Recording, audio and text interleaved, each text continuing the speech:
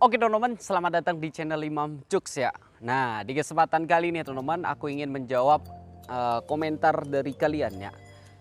Kalau nggak salah sih isi dari komentar itu yaitu, Bang, gimana sih cara mengatasi jarak tembak gitu loh. Kita ngerasanya mukul, tendang itu udah ngerasa jarak tembaknya udah lepas, tapi kenapa kita gerakan itu malah tidak sesuai atau tidak kena gitu loh.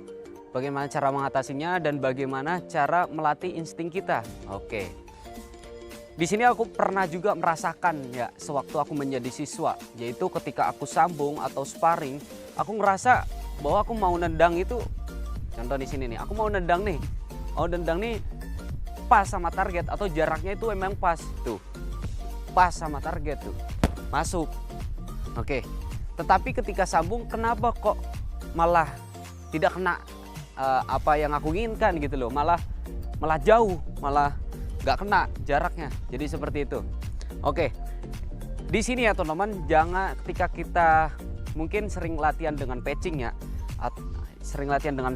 jangan samakan ketika kita sparring, karena patching ini benda mati. Ketika kita gerak ya dia akan diem aja gitu loh, secara otomatis ya pasti kena sasaran tuh, pasti kena sasaran, ataupun tendangan A atau tendangan B masuk seperti itu, pasti kena sasaran. Sehingga ketika kita sparring kita nggak bisa namanya gerakan polosan. Jadi manusia dengan patching itu beda teman-teman. Nah, kalau manusia itu punya insting, punya refleks. Contoh nih, taruh tendang bar, coba tendang, ini masuk jarak tembak, coba tendang pelan. Masuk ya, masuk, hup, nggak masuk karena aku punya refleks, punya insting gitu loh. Sehingga ketika kita mau mengenai target tepat sasaran, cara mengatasinya kita harus punya awalan. Kita harus disertai dengan langkah, step, gerak semu atau gerak tipuan, atau juga bisa dengan kita bantu dengan pola langkah. Sehingga kita tuh benar-benar masuk ke area lawan. Seperti itu teman-teman untuk cara mengatasinya gitu loh. Nah, jadi ketika kita sparring atau sambung, kita nggak kena sasaran karena gerakan kita polosan.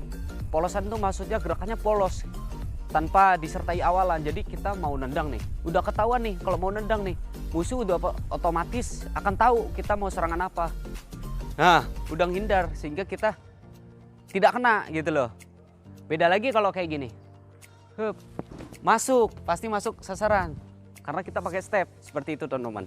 Ataupun dulu waktu aku siswa itu sering banget kalau aku mau nendangan T kejar itu pasti gak kena lawannya atau musuh. Jadi otomatis kayak jauh gitu loh, kayak jauh gitu.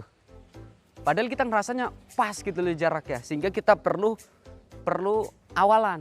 Nah, jadi dari sini kita bisa juga masuk pola langkah, masuk sini baru tendangan T kejar. Jadi seperti itu teman-teman. Untuk cara mengatasinya bisa juga dengan awalan langkah, step, bisa juga dengan gerak semu atau gerakan tipuan, dobrakan dulu juga bisa, terus juga bisa juga dengan pola langkah baru masuk serangan.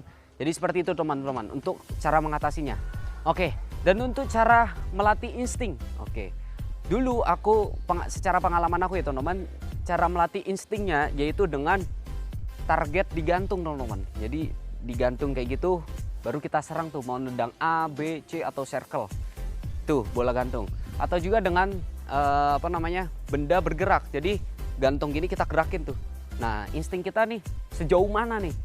Tang pas atau enggak? Dan itu dilatihnya nggak bisa sekali dua kali, harus sering terus gitu loh. Karena insting itu bisa didapat ketika kita latihan. Seperti itu teman-teman, insting dan refleks. Oke, jadi seperti itu ya. Semoga apa yang aku utarakan tadi itu bisa membantu problem kalian. Jadi seperti itu. Oke, terima kasih.